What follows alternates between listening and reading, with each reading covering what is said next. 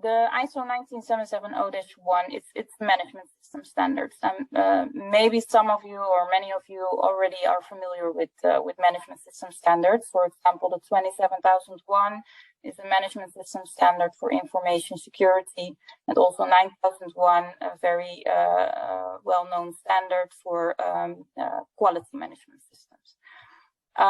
So the management system standards, they all have the same approach, the same high-level structure.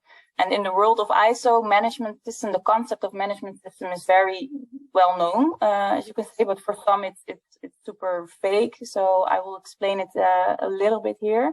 It's not a software or a tool or something like that. It's more a way of working. You know, it's basically defining your organization's objectives and thinking about how to achieve those objectives, but then in a very, very structured way.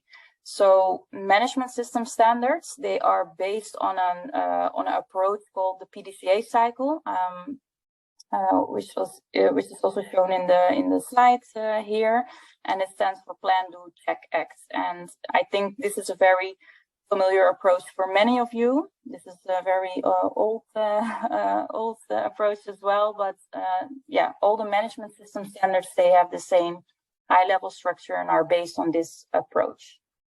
So basically, you start with planning. You know, you are thinking about what IT assets are important for your organization, and determine which controls you need to implement in the organizations to keep track of your IT assets, and also to mitigate risks.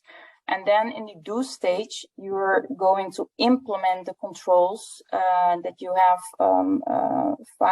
defined. And once you have completed that part, you will need to perform internal audits in the check stage, if needed, with the help of a specialist, to see whether or not the controls that you have implemented are implemented in the right way, and also effective, of course. And the results of these internal audits and also other KPI results, they basically result in a management review, and they will show you if you are in control or not.